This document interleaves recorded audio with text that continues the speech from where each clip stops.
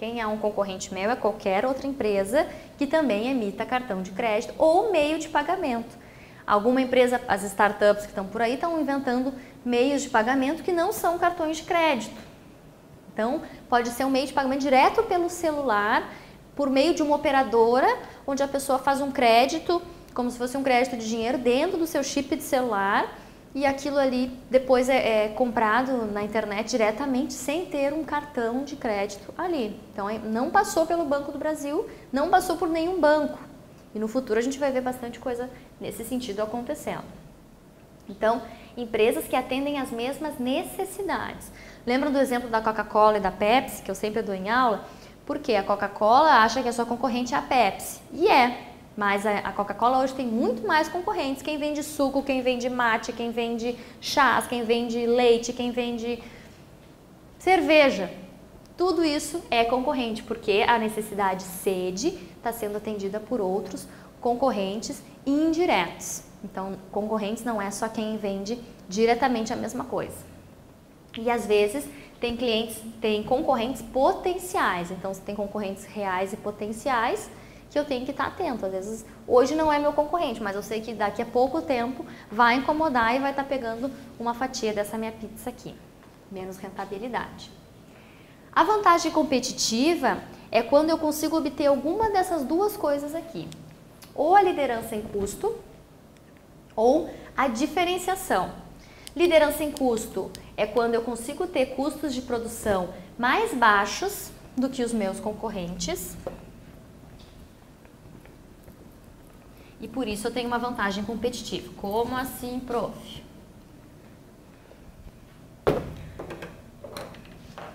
Da seguinte forma.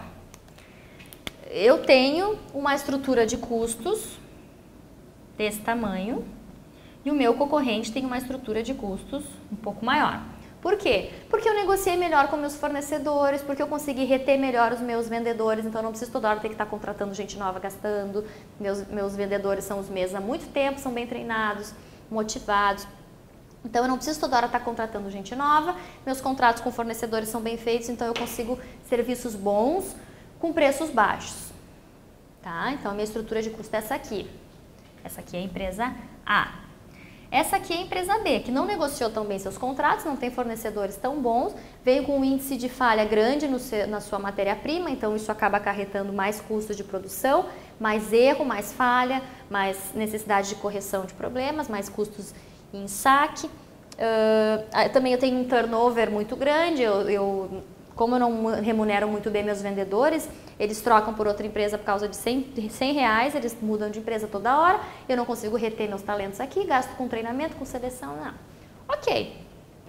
Na entrega final para o cliente, eles conseguem os dois fazer produtos bons, só que esse aqui gasta um pouco mais. Lá na prateleira o meu produto, não tá lá muito reto, né, mas ok. Lá na prateleira, o meu produto custa mais ou menos a mesma coisa para o consumidor final. Mas, quanto que eu tenho de margem aqui? E quanto que a empresa B tem de margem aqui? Então, com o mesmo preço final aqui, todo mundo está vendendo pelo mesmo preço, mas a margem que eu tenho é melhor. Isso é liderança em custo. Isso quer dizer que eu tenho uma estrutura de custo mais efetiva, mais eficiente e por isso eu consigo ter uma rentabilidade maior. E isso é uma vantagem competitiva, uma estrutura de custos menor. Liderança em custo. Ou eu tenho uma diferenciação, que é quando eu tenho um produto que o cliente valoriza mais. Então, vamos mudar aqui o gráfico, aqui a gente não está mais falando de estrutura de custo, a gente está falando da diferenciação, que seria o seguinte, eu tenho uma estrutura de custo semelhante do meu concorrente, ok?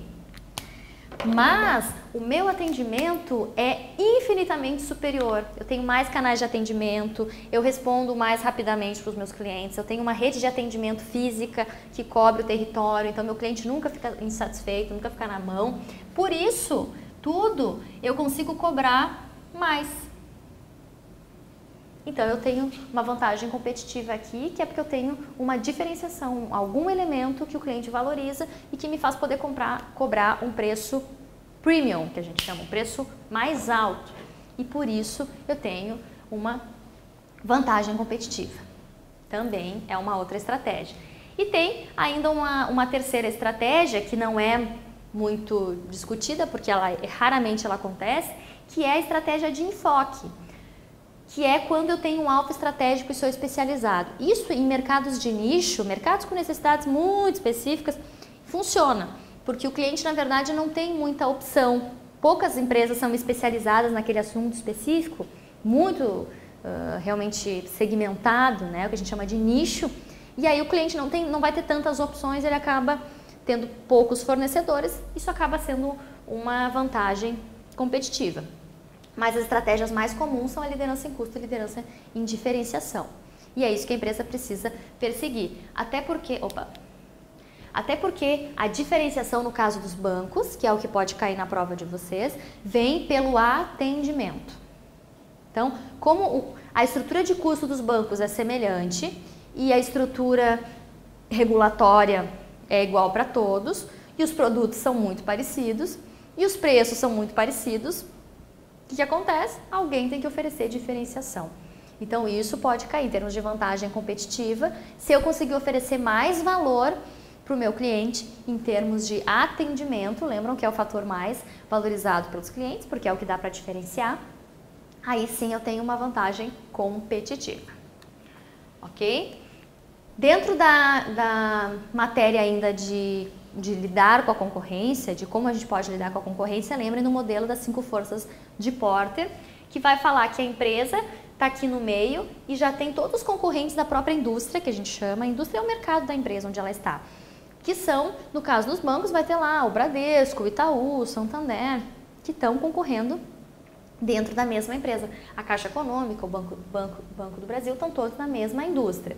Mas eles sofrem pressão, a empresa sofre pressão, o Banco do Brasil, além de sofrer pressão desses outros concorrentes, vai sofrer pressão dos entrantes potenciais, que são outras empresas, até startups, que podem entrar com um modelo de negócio parecido ou com um modelo de negócio diferente, que são os substitutos.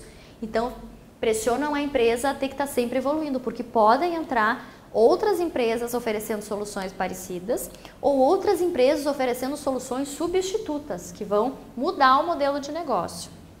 E também pode aparecer, sempre vai ter o fornecedor, que é quem me presta serviço ou quem me fornece material, que está pressionando a empresa também, porque sempre quer cobrar mais caro, né? Então, se eu sou banco, por exemplo, um fornecedor meu é a empresa que me vende material de expediente, vamos supor, folha de ofício. Esse cara que me vende folha de ofício, ele sempre vai querer cobrar mais caro pela folha de ofício, oferecendo uma qualidade menor. Então, eu tenho que sempre ficar barganhando. No caso do Banco do Brasil, imaginem que tudo ele tem que licitar. Ele, por ser empresa pública, ele precisa licitar. E aí ele tem que escolher pelo menor preço. E às vezes, o menor preço pode vir com uma qualidade ruim. Então, a empresa vai ter que cuidar aqui para que a qualidade seja boa, porque senão não adianta, né? Pagar um preço barato para uma qualidade ruim não vai valer a pena. Por outro lado, os compradores também estão pressionando porque querem sempre o contrário, querem preços mais baixos e uma qualidade maior. Então, o banco tem que tentar achar um equilíbrio aí para satisfazer o cliente, mas sem ampliar muito sua estrutura de custos aqui. Então, isso é o modelo das 5 forças, porque a empresa está sempre sendo pressionada pelos concorrentes da própria indústria, entrantes potenciais, concorrentes, substitutos que podem aparecer, os fornecedores e os clientes. Por isso são as 5 forças. E agora vamos falar de marketing. Marketing que cai na nossa prova como marketing de serviços, mas é importante que a gente entenda o que é o marketing para poder entender o que é o marketing aplicado às empresas de serviço. O que é marketing lá para a American Marketing Association, que é a organização internacional que reúne os principais acadêmicos e profissionais de marketing? Marketing é uma função organizacional e um conjunto de processos que não ficam só numa área, ou seja, elas perpassam toda a organização. E esses processos envolvem a criação, a comunicação e a entrega de valor para os clientes, o valor sempre como peça-chave, bem como a administração do relacionamento com eles, por isso que o relacionamento é tão importante, de modo que beneficie a organização e seu público interessado. Então, marketing é um conjunto de processos e de atividades, não é uma única atividade, que muita gente acha que é só ligada à propaganda, não, é um conjunto de processos que tem a ver com essa criação e entrega de valor para os clientes e a manutenção do relacionamento com eles. Então, o que é serviço? Porque o marketing de serviços vai ser o marketing associado a empresas de serviço. O serviço é qualquer ato ou desempenho essencialmente intangível, ou seja, não se pega, não se pode guardar, que uma parte possa oferecer a outra e que não resulta na propriedade de nada. O serviço, a principal característica dele é essa, é ser intangível. A execução de um serviço pode ou não estar ligada a um produto concreto. Então, às vezes o serviço vai estar associado a algum bem físico, às vezes não. Então, a principal característica do serviço é que ele é intangível. Então, as 4 características. Intangibilidade, que é essa característica que não pode ser visto, pego, tocado, apertado, guardado, porque o serviço é intangível. O atendimento no banco é intangível, apesar de ter alguns elementos tangíveis que vão complementar a execução desse serviço. Por exemplo, o espaço físico da agência, a aparência física do vendedor, algum material impresso que o vendedor possa entregar para o cliente, isso é complementar. O serviço em si é intangível, ele é invisível, é aquele momento, aquela informação que o prestador de serviço ali, o vendedor, está passando, isso é intangível. Isso pode causar insegurança no cliente, porque ele sabe, vou fazer um CDB. O que é CDB? CDB é o seu dinheiro ficar rendendo. Mas onde? Eu não estou pegando, eu não estou vendo, porque isso não é físico, isso é intangível, isso é dinheiro que está aplicado, que os números estão sendo multiplicados, mas você não está vendo aquilo crescer, que nem uma massa de pão que está crescendo. Então, isso causa insegurança para o cliente. O serviço também tem inseparabilidade, o serviço é inseparável. A produção e o consumo acontecem ao mesmo tempo. Então, ao mesmo tempo em que o cabeleireiro está cortando o cabelo, a pessoa está recebendo o corte. Ao mesmo tempo em que a manicure está fazendo a unha, a pessoa está recebendo a pintura na sua unha. Então, o serviço é produzido e consumido ao mesmo tempo e também não pode ser separado a pessoa que está prestando o atendimento ou o serviço do serviço em si, porque o serviço depende unicamente daquela pessoa, ou principalmente daquela pessoa. Então, não se pode separar a aula da professora Amanda da professora Amanda. Porque se vier outra pessoa aqui falar a mesma coisa do que eu, já não é a mesma aula, não vai conseguir dar exatamente a mesma aula. Então, é inseparável nesses dois sentidos. Produção e consumo simultâneas, não se pode estocar para depois. E o serviço, ele nem é inseparável da pessoa que o está prestando. O serviço também é variável, então tem a característica de variabilidade, depende de quem, quando e onde está sendo produzido. Então, outra pessoa não consegue prestar o mesmo serviço exatamente igual, vai prestar parecido. E outra pessoa não consegue também, aliás, a mesma pessoa em outro dia talvez não consiga fazer o mesmo serviço. Então, é muito importante o banco padronizar o seu atendimento para tentar compensar isso.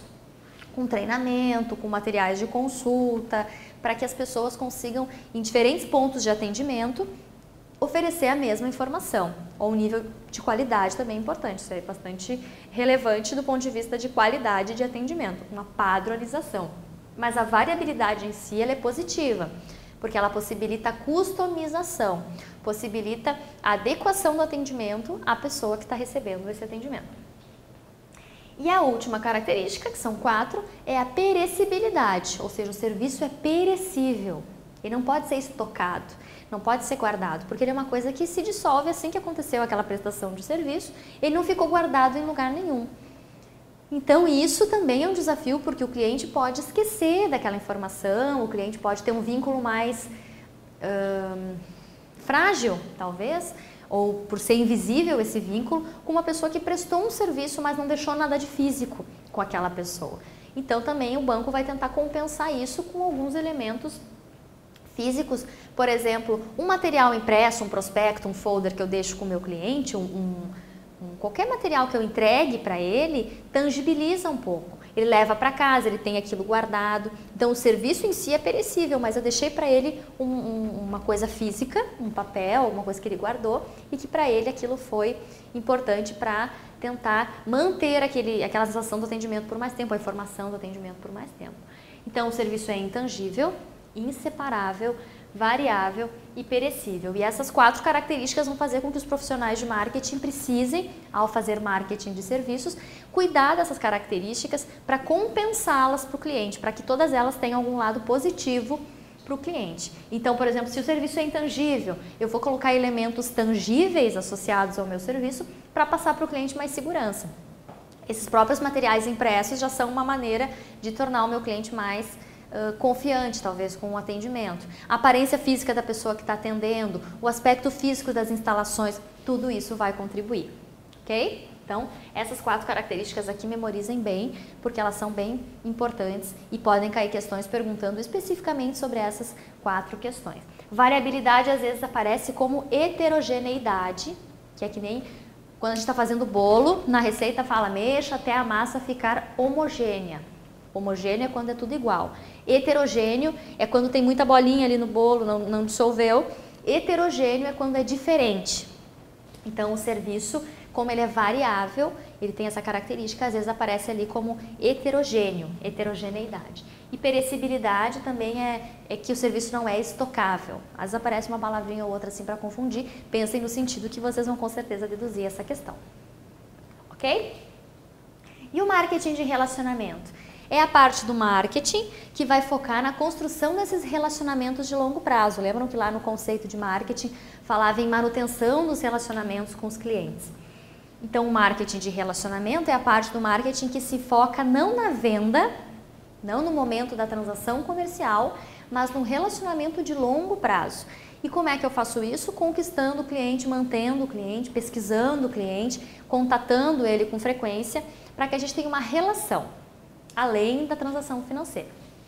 Então, o objetivo é construir relacionamentos de longo prazo, chave aqui, mutuamente satisfatórios com partes-chave, clientes, fornecedores, distribuidores, empregados, a fim de conquistar ou manter negócios com essa outra parte.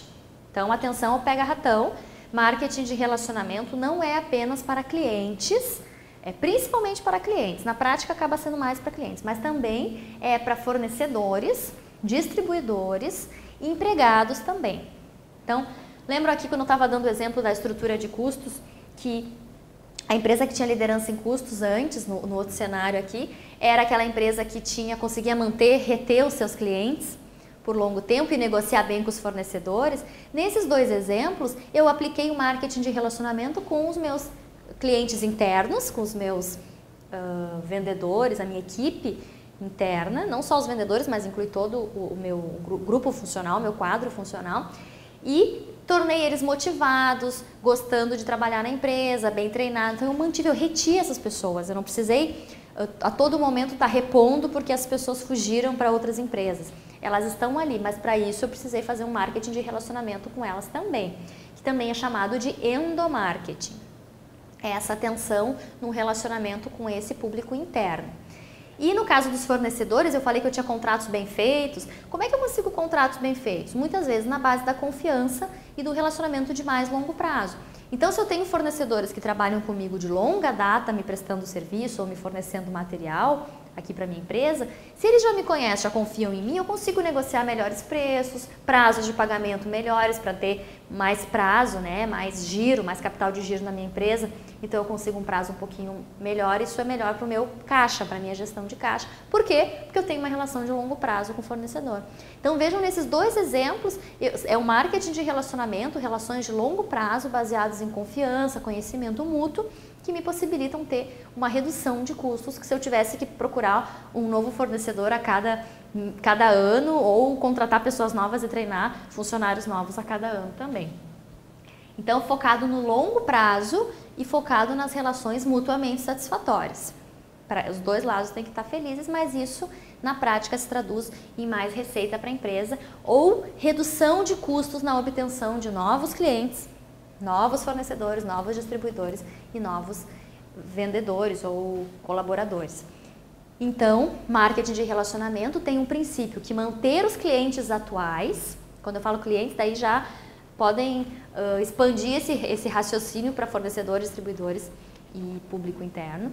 Então, o marketing de relacionamento tem esse pressuposto de que manter os clientes atuais satisfeitos é mais barato do que a todo momento ter que conquistar clientes novos. Então, sempre essa lógica dentro do marketing vai prevalecer. Visão de longo prazo e que manter os clientes atuais satisfeitos é mais barato do que perder esses clientes. Ainda tem uma ação na justiça, muitas vezes, do cliente que processa, e ainda ter que conquistar clientes novos fazendo propaganda, dando desconto, fazendo, às vezes, brindes, coisas que são caras para atrair esses clientes. Então, marketing de relacionamento vai focar no longo prazo e na satisfação desses públicos aqui. E os 4 P's de marketing, dentro de marketing se fala em mix de marketing, agora atenção. Vamos ver como é que os 4 P's podem aparecer, porque os 4 P's, que a gente até já teve isso na aula, além de se chamar 4 P's, eles têm outros apelidos. Eles aparecem às vezes como mix de marketing,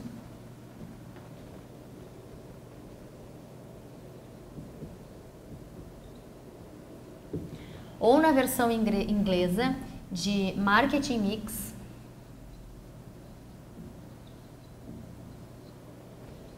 que é completamente a mesma coisa da de cima. Ou então pode aparecer como composto de marketing.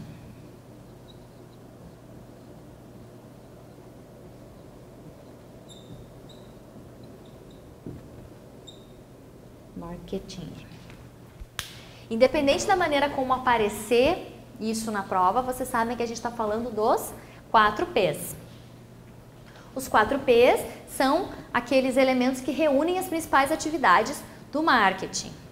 Então, vamos lá. No P de produto, a gente tem todas as decisões relacionadas ao produto. As características desse produto, o nível de qualidade que eu vou trabalhar, então envolve as matérias-primas que eu vou trabalhar. Quando é serviço, as características desse serviço, quais são os elementos que compõem esse serviço, o atendimento envolvido, os canais, o que eu estou disponibilizando para o meu cliente em termos de produto mesmo que eu vou entregar. Lembre que no caso dos bancos, como oferecem serviços, o serviço aqui é equivalente, tá? Nesse P de produto entram os serviços também, mesmo sendo intangíveis. Mas são todas as características, o design, o nome que eu vou dar para os produtos, embalagem, processo de entrega, características, tempo de espera, tudo isso no P de produto. Características desse produto, política de garantias, tudo que tem a ver com as características do produto ou do serviço. No P de preço, vão entrar todas as decisões estratégicas sobre preço.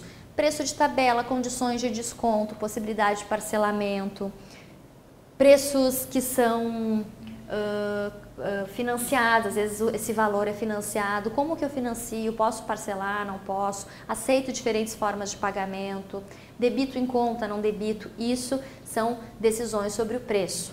Então esse é o elemento aqui que cuida de como a receita entra na minha empresa. No primeiro P a gente está falando de o que eu estou ofertando para o cliente, no segundo P de como eu vou cobrar por esse produto ou serviço. No terceiro P, que é o P de praça, que é aquele P sem vergonha de distribuição, é como eu vou entregar esse produto ou serviço. Então, é a decisão sobre quais os meus canais de venda, como eu faço esse produto ou serviço chegar na mão do cliente, onde o cliente tem acesso a eles, decisões se eu trabalho com estoque, não trabalho com estoque, no caso do banco, onde eu vou botar a minha agência, se eu vou disponibilizar internet banking, mobile banking no celular, até que horas, como é que o cliente consegue ter acesso aos meus produtos e serviços. Então, tudo isso aqui é decisão estratégica de marketing no que tange ao fator praça, que é distribuição. Lembre que tem a ver com distribuição, na prova pode aparecer como distribuição, porque o sentido é esse. É que em inglês é place, por isso que na tradução ficou praça. E o P de promoção, que é aquele P também safadinho de comunicação, que são todas as ações de como eu conto para o meu cliente os produtos e serviços que eu tenho. Então envolve promoções de venda, que são aquelas ações de atração do cliente, a propaganda, as relações públicas, o marketing direto, todas as maneiras como eu me comunico com o meu cliente. Então aqui é o que eu vou vender, quanto eu vou cobrar, como eu vou fazer isso chegar na mão do cliente e como que eu comunico para ele. Lembrando que esses 4 P's podem também ser chamados de mix de marketing, o mix de marketing do banco tal, o marketing mix do banco tal ou o composto de marketing do banco tal. Então, se falar isso na questão da prova, vocês sabem que tem a ver com as decisões que tem a ver com produto, com preço, com distribuição e comunicação. Muito bem. E no mercado financeiro, um parênteses, foco no cliente, foco no mercado e foco do cliente, que é o que o cliente quer. Isso é o que vai levar a essas decisões, não é só da cabeça do gestor. Isso é bem relevante. Então, essas decisões são tomadas com foco no mercado, no cliente, no que o cliente quer e o que o concorrente está fazendo. Nunca é uma decisão arbitrária que o gestor tomou por conta própria. E no mercado financeiro, o produto, por ser toda a oferta da empresa, vai incluir os serviços do banco, que são serviços financeiros. Então, o cartão de crédito, o crédito imobiliário, o CDB, o consórcio, o seguro de vida, o cartão de crédito, eu falei. Todos esses produtos, que são serviços, na verdade, porque são intangíveis, são, então, desse primeiro P. No caso de preço, nos bancos, é quanto que o banco cobra por essa prestação de serviços. Em alguns serviços é uma taxa, é um percentual. Num crédito, por exemplo, no empréstimo, é uma taxa de juros, X% ao mês. Ou X% ao ano. Então, essas taxas, tarifas, são o preço que o banco cobra. E isso pode ser um diferencial para o cliente optar por um banco ou outro. No fator praça, distribuição, são os pontos de atendimento que o banco oferece. Então, hoje em dia, os pontos de atendimento do banco incluem desde a agência bancária até o caixa eletrônico, que pode estar no shopping center, incluem o canal de atendimento telefônico, a internet, o mobile banking, tudo isso são os canais de atendimento do banco, então são o fator praça. E o fator promoção é o composto de comunicação. Então, quando o banco bota um outdoor, quando o banco faz um e-mail marketing, manda para o seu cliente, ou um SMS marketing, quando o banco anuncia, por exemplo, na televisão, numa revista, tudo isso é a sua comunicação. Então, levando ao conhecimento dos clientes os seus produtos e serviços, os canais de atendimento, alguma novidade. Então, isso para o banco é o P de comunicação. Então, independente da maneira como aparecer na prova, lembrem que tem a ver com esses 4 elementos, que são o mix de marketing, que é como a empresa operacionaliza o seu marketing, o seu processo de venda, pensando sempre na entrega do valor. Tudo isso aqui tem que estar sendo decidido na maneira que vai entregar para o cliente mais valor, porque o valor se traduz em satisfação, que se traduz em fidelidade, e isso é dinheiro. Muito bem, dentro da propaganda, dentro dos 4 P's, a gente tem o P de comunicação, e dentro do P de comunicação a gente vai ter a propaganda, que também está no nosso edital. Então, a propaganda é a forma paga, lembrem disso, de comunicação não pessoal. Então, a propaganda é paga e é impessoal e promocional de ideias, bens ou serviços por um patrocinador identificado. Então, a propaganda nunca vai ser anônima, senão não é propaganda, que ela tem que dizer qual é o produto, qual é a marca que a gente está falando, e ela é paga e ela é impessoal. Se tiver uma pessoa conversando com a outra, não é propaganda. Se eu não tiver pago nada, também não é propaganda. Isso é publicidade. Mas publicidade não está no nosso edital. O que está no nosso edital é propaganda, que é a forma paga. Desde o outdoor, até o bus door, que é atrás do ônibus, até os anúncios na internet, no Facebook, a gente está lá olhando o Facebook, aqui do lado está cheio de anúncios pagos. No Google a gente digitou hotéis em Fortaleza. Apareceu um monte de anúncios aqui nos primeiros, com um linkzinho laranja ali, né? Anúncio, link patrocinado. Então, isso é que alguém pagou para aquelas palavras-chave serem associadas àquelas empresas. Isso também é propaganda. Então, sempre que é a forma paga de promover a sua empresa, de fazer isso chegar até o consumidor, isso é propaganda. A internet abriu um canal imenso, infinito de possibilidades de propaganda. Então, isso é o conceito, memorizem, que esse é o conceito de propaganda.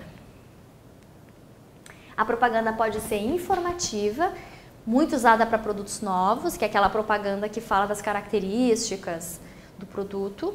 Tem mais a ver então com tentar trazer qual é o conceito daquele produto, principalmente novos produtos. A persuasiva, que é aquela propaganda que compara com o concorrente. Então, a principal característica da propaganda persuasiva, comparação com algum concorrente. A propaganda de lembrança é aquela propaganda que ela simplesmente tenta manter o produto ativo na mente do consumidor, sem ter nenhuma dessas duas características de informação nem de comparação com o concorrente. E a propaganda de reforço é aquela propaganda que tenta convencer os clientes atuais que eles fizeram uma boa compra. Então, propaganda de reforço muito baseada em depoimentos. De carro sempre tem. O meu Chevrolet eu gosto por causa disso. O meu Fiat eu adoro porque tá. Muito usado. Agora o Yakult também está com uma propaganda de reforço. Eu gosto do Yakult por isso, por isso, por isso. Então são pessoas se fazendo passar por consumidores e falando, eventualmente são consumidores reais que são entrevistados, mas a maioria das vezes são atores que estão simulando ali, que estão, às vezes tem depoimentos reais por trás e o ator reproduz aquele depoimento, mas enfim, tentando dizer que eu tenho tal produto e eu amo tal produto. Isso é propaganda de reforço, então passa para os atuais clientes uma imagem de que, puxa, eu fiz uma boa compra, que bom, porque eu também gosto dessa empresa, me identifico com isso, porque eu também já sou cliente. Então é voltado para pessoas que já são clientes.